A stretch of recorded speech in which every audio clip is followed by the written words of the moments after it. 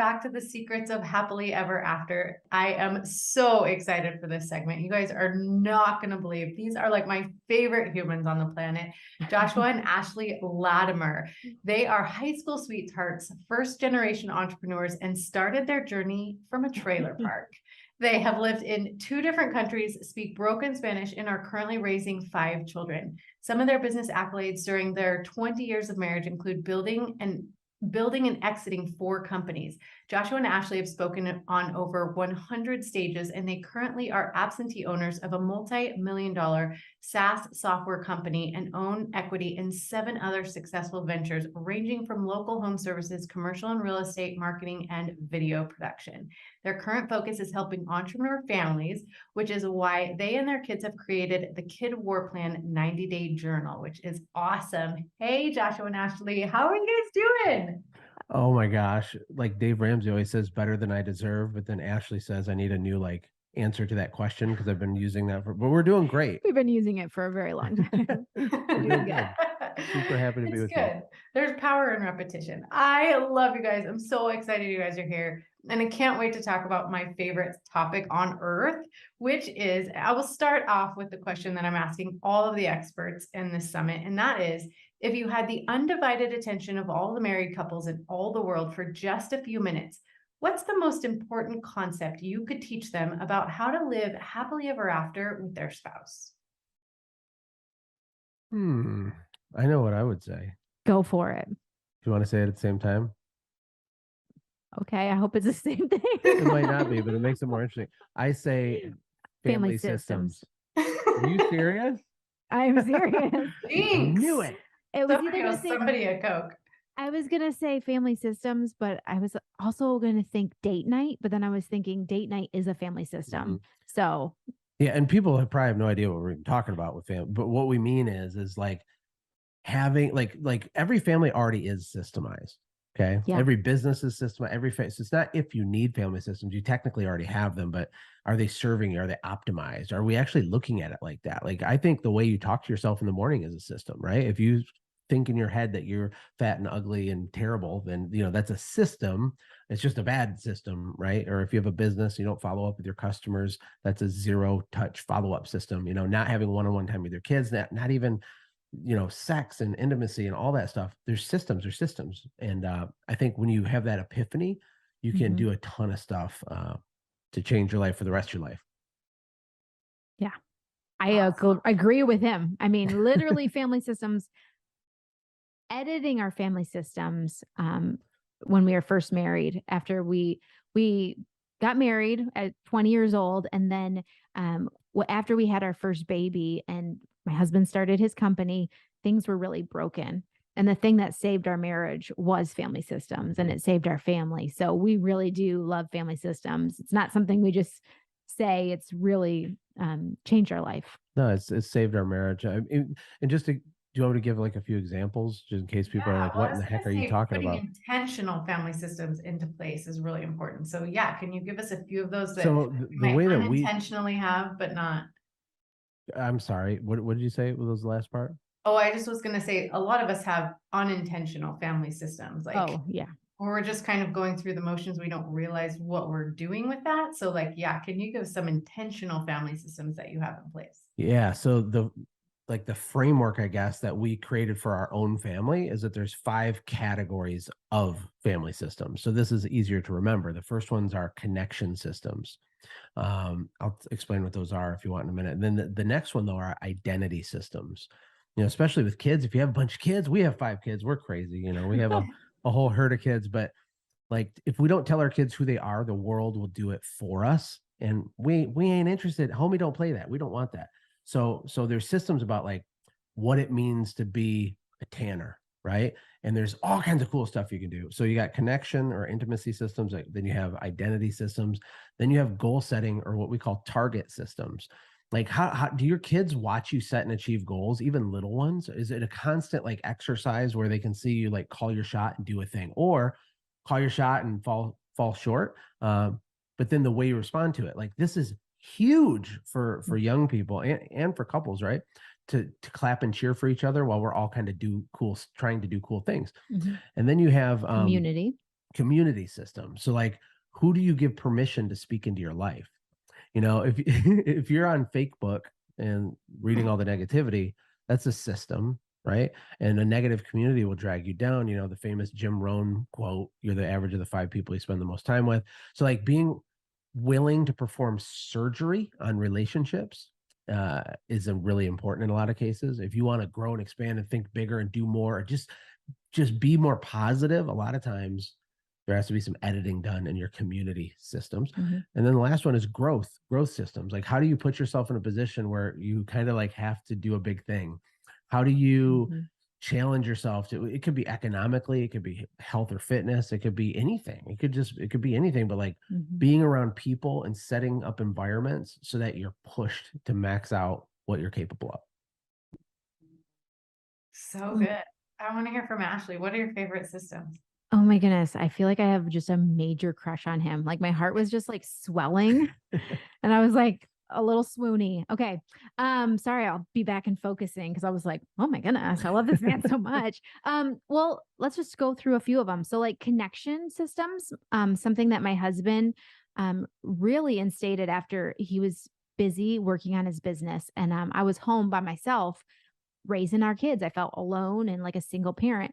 And one of the systems that he activated that really was a game changer was he had a VIP day, or we call them one-on-ones. So he has Maverick Monday, Tucker Tuesday, Sawyer Sunday, Finley Friday, and Judah May Thursday. I almost forgot. I did those all out of order. I'm so sorry. But it he has special time one-on-one with with our kids, and they just showed up differently for me at home, and so that really took a lot of stress and pressure off and really connected.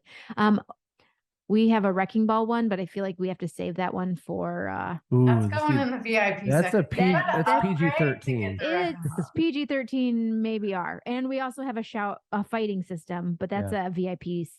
That we'll say that one for VIP too. So remind me, the shower, It has to do with fighting in the shower, and it's really it interesting. has to do with when you get in fights. But another thing is that we have a family birthright. And so like that's an identity system that we have. So like when you walk into our house, you see what the Latimers are doing, like what our manifesto is.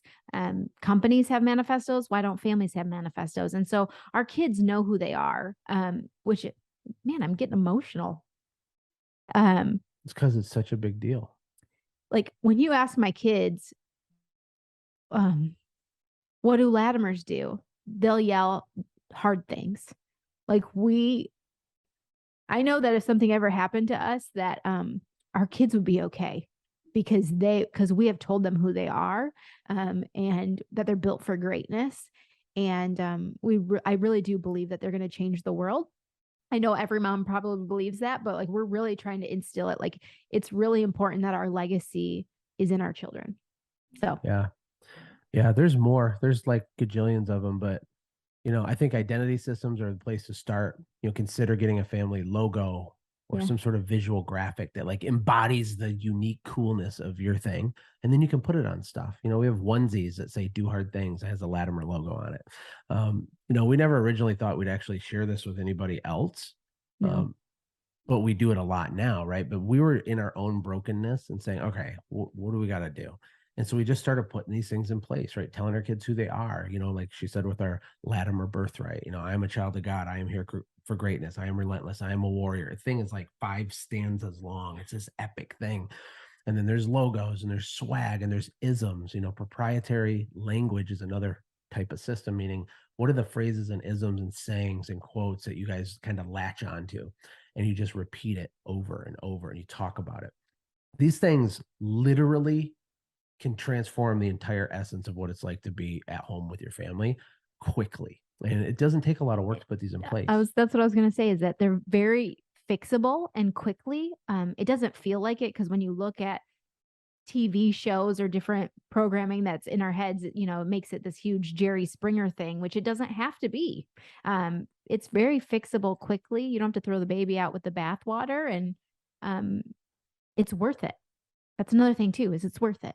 You know what I'm thinking about when you guys are talking is, you know, as humans, like we want to belong to something, and you can see it like when families are broken and kids join gangs and they do things that are just totally horrible because they want to be a part of that thing. And so I think it's really important and crucial what you guys are doing is giving your children someplace to belong, something to believe in, something to work towards. And so I think all families should do that. And I think that goes back to intentionally putting into place the systems that you want there and not just letting the world tell your kids, who they are and what they should belong to and those Yeah. types of things. Yeah, like we believe this stuff 100%. So it's not like a cute little suggestion. Like to us, this is like this. It's a total game changer. And we even have an acronym for like who the enemy is, and so it's called SMOG. So this is an internal thing in our family, because there are so many people vying for the mind, money, and morals of your kids. It's crazy. I mean, not Yeah. just Holly Weird and all that stuff, but like just social media in general. Like the friends group that are influencing your children and stuff.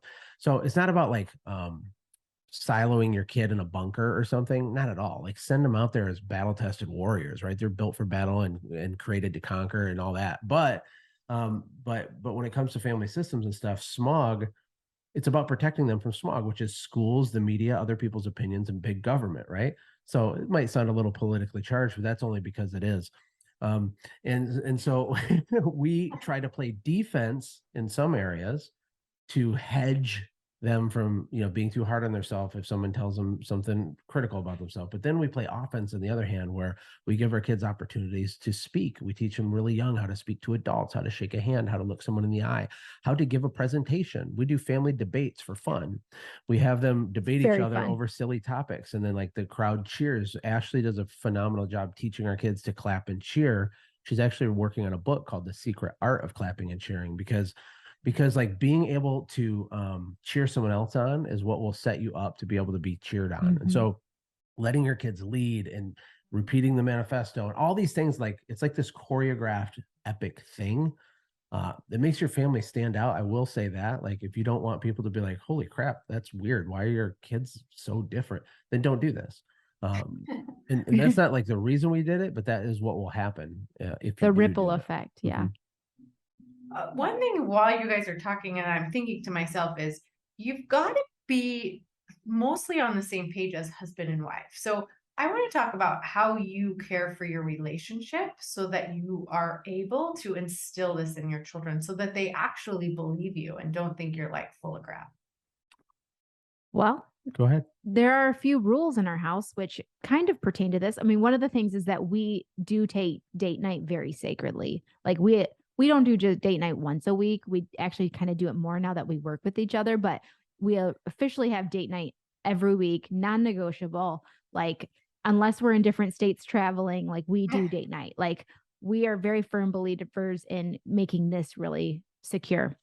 But one of the things that I think my husband has done a really good job of leading our family with is that when my kids have a problem, and let's say they're acting up and they're like talking back to me, he doesn't ever say, don't talk to your mother that way. It's always, don't talk to my wife that way. So I'm very respected in my home as Josh's wife. I am his wife over being their mother. And so we have got a really strong, they know we love each other. They know that even if we are disagreeing with each other, like we do disagree in front of our kids. Like we're not like one of those people who go in a room and fight there. We will talk about that later about the fighting. But we really try to make this bond really secure, and we figure it out in front of kids. We do not only just love each other, we actually like each other, and we have a lot that of is fun. a helpful advantage in a relationship, right? So it's obvious that we like each other. So our kids have grown up with that, and us goofing and always being silly and serving each other. But the other thing is like understanding the hierarchy. One of the issues with families today, in my opinion, is that we worship our kids, and it's terrible for your kids to do that. And it's just backwards. It's a really, really weird way to look at it. Kids don't have enough responsibility. They don't do enough hard things young enough now, which is why you have so many 32-year-olds living in their mom's basement type of thing. The purpose of childhood is to prepare for adulthood. Hello, you're going to be an adult for like 80 years and a kid for 15 years or whatever. Even the word teenager is a modern construct. It's only about 100 years old, that word, because the 1800s, like you were like the man of the farm on the plantation or whatever when you were 12, and dad rode his horse and might not ever come back, right? And and so it's not about putting adult burdens on kids, but it's about like giving them at bats at doing stuff, but understanding that husband and wife is here, children are down here. I think I don't want to ramble, so just interrupt me, but it's also really useful when you have a bigger family because the kids learn how to take care of and serve each other. And back in the day when they used to have like the one room schoolhouse, right? The 18-year-olds were in the same school as the 6-year-olds.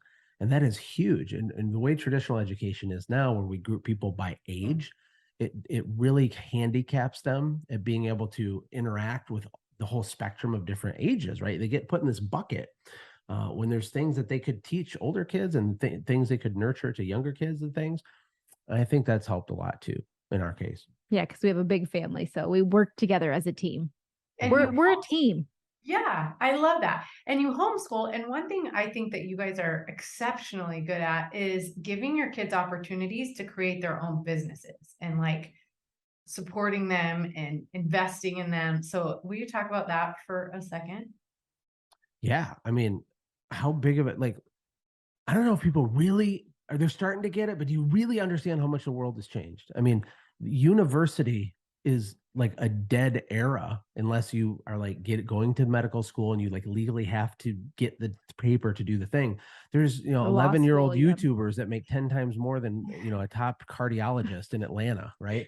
So it's not about money though. It's about like who can your kid become so they can be a producer, not just a consumer. We want our kids to be on social media. Yeah, getting followers, being a producer, adding value, being a leader, right?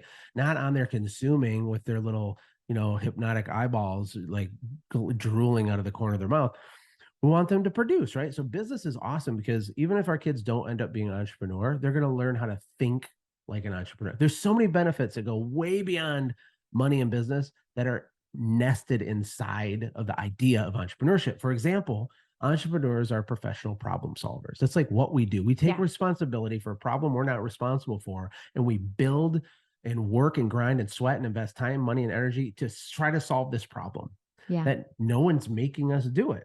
And when a kid thinks like that, whether they have an employee job later or not, it's not even fair how much further ahead they are than everybody else. There's college kids that don't know 50% of what our kids know. And our kids aren't like 200 IQ geniuses. Okay. And we're not saying we're the best parents ever. I'm just telling, I just level with you. We teach them things that no one learns ever. They know the difference between money and currency. They know what propaganda is. My 6-year-old, if I say, Finley, what is courage? She'll tell you doing what you know is right, even while you're still afraid. They know the difference between persuasion and manipulation. They know what a cost of good is. They know what a P&L is. They know things, and it empowers them. So they're not cocky, but they're confident. And that's a big deal. I love the word empower because I think that's really the truth of the matter is that our oldest son, he started his first business when he was 7. He had a candy machine company, like the little gumballs. And my husband gave him a script and he had to go in and like talk to all these business owners. And he went into like 25 businesses and people kept on telling him no. We're like, wow, you're savage. Yeah, I thought for sure it'd be like 100% close rate. Yeah, it was not 100% close rate. But and he cried a few times and my husband's like, oh gosh, maybe we're, but Maverick was like, no, I really want to do this.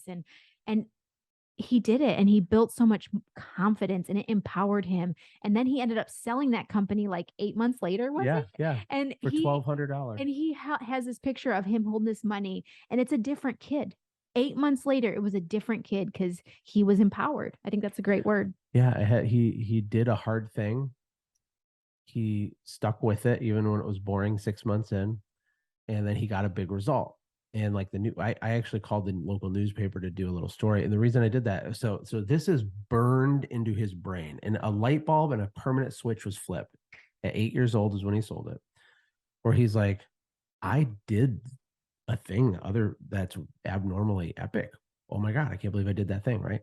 And you can't unlearn that or unremember that. It's awesome.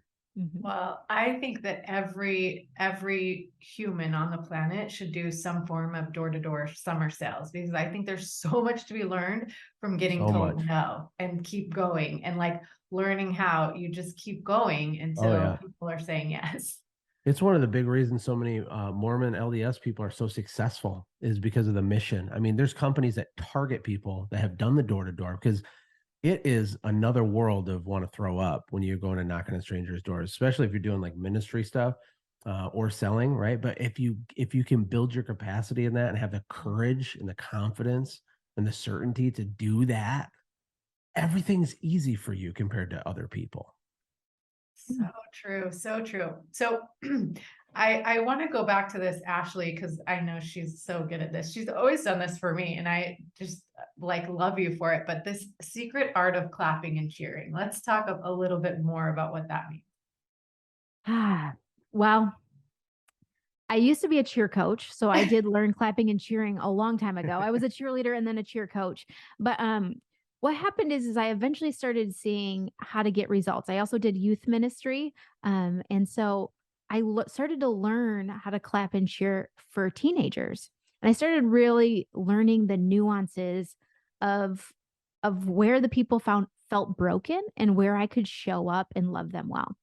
And then something magical happened where I actually fell apart being an entrepreneur wife, to be honest. And I was like, wow, I'm really good at clapping and cheering for other people.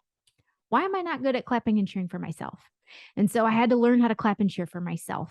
And then after that, that empowered me. And I learned how to clap and cheer for my kids better and my husband better. And now it's like literally clapping and cheering.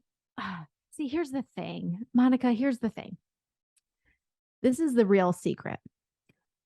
In our culture today, people think when you clap and cheer for other people, it means that they win and you lose.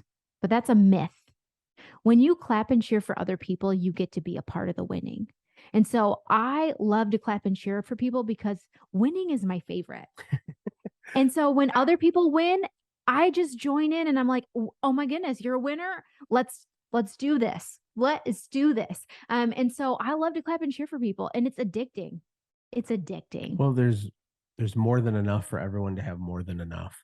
Kids are like traditional schooling is also really competitive, right? And life is competitive. I'm good with that, but not when my kid's comparing himself to some other random kid with totally different backgrounds, skill sets, ability. Like, no, you compete with yourself every day, right? So what'll happen is a kid does something awesome. Another kid doesn't want to admit that they did something awesome, right? Because it's like, well, no, like it's this weird competitive negative thing. And it's just silly, right? So in business, the way to do really big things and build really big companies, it's all about serving a collective group of people, right? Trying to figure out how to make 1 + 1 = 3. It's like getting this guy over here and building deals where everyone wins and you can have a little piece of that win, right? And I think clapping and cheering kind of alludes to that a little bit, especially for kids. It's not just saying, go get them, babe. It's like a mindset. It's a mindset you walk around with all the time. How can you encourage? How can you become a professional encourager? The doors it opens up for you when you just become a person that is genuinely rooting for everybody else, saying, how can I help? Yeah. It's not quantifiable, but it's really big. Man, I just love him so much. Oh my goodness.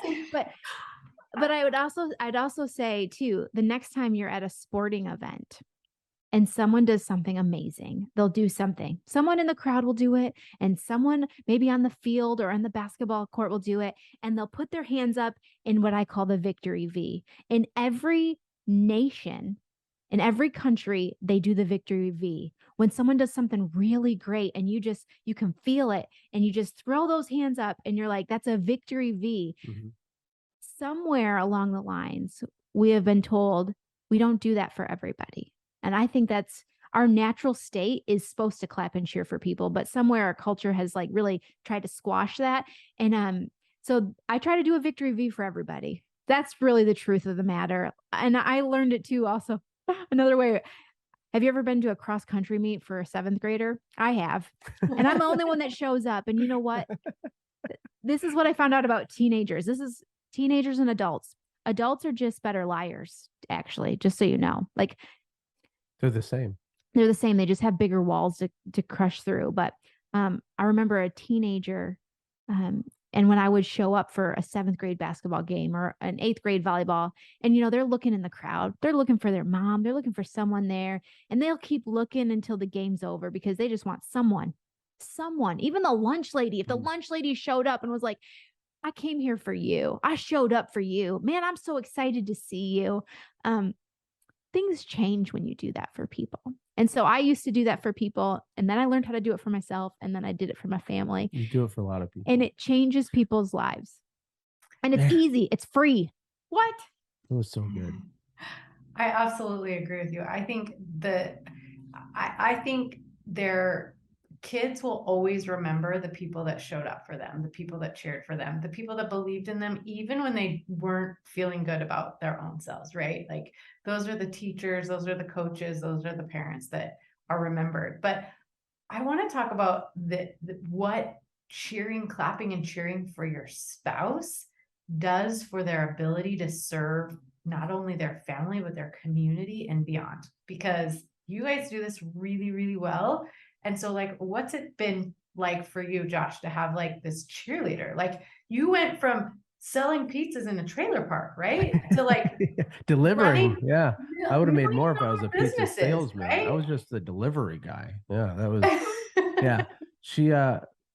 I have a gigantic unfair advantage compared to other people because of the way that my wife is. So my wife is jet fuel. In a lot of relationships, it's more like gasoline on fire. you know, the It's like a wing bomb. fell off and there's, you know, a headwind and it's just hard, right?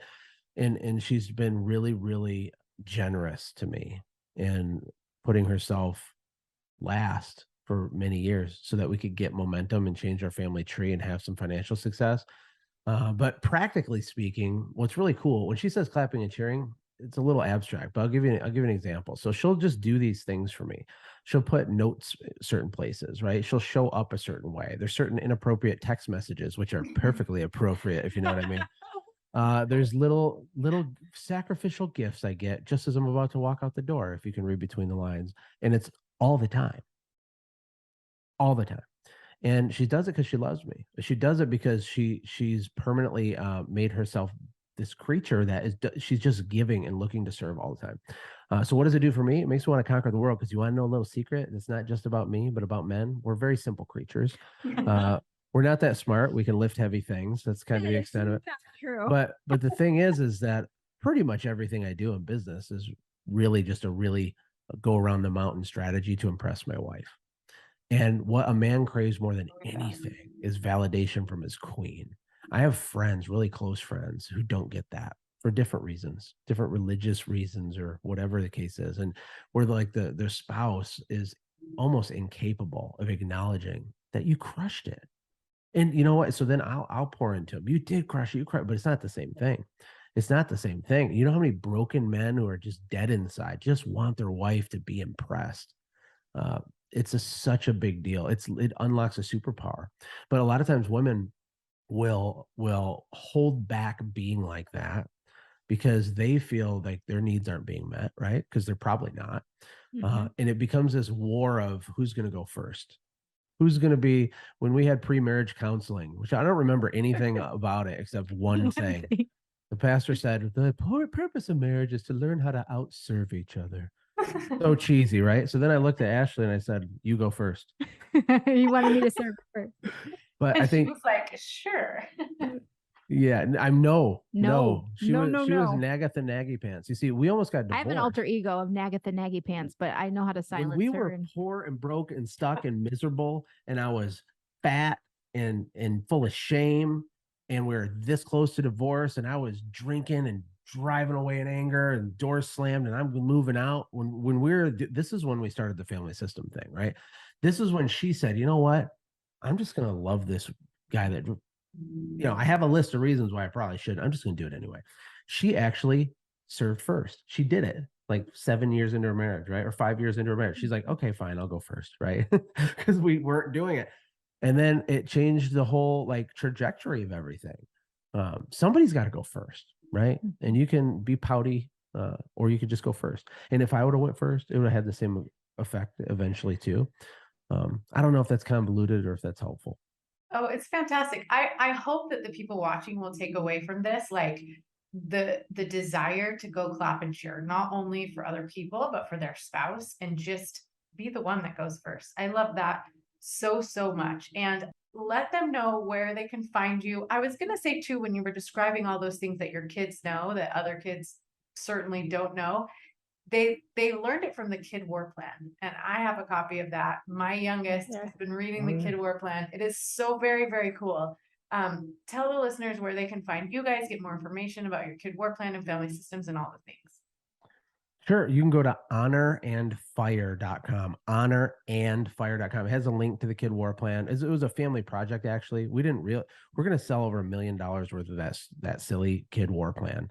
And it was originally like this In less family than a project. year. Yeah, like quick. They're handmade, so it's really hard to get enough of them to sell. But our kids made it. Our kids shipped them out. Literally, we have like the shipping manager, the quality control. They helped with design. Our oldest son Maverick made a training video series that accompanies it, and it was just this awesome, epic family thing. And you can go to honorandfire.com and scroll down and see that. Or if you want to connect with us, you can do it on honorandfire.com. Yep, very good. To learn more ways to deepen your intimacy and strengthen your relationship, make sure you watch this video next.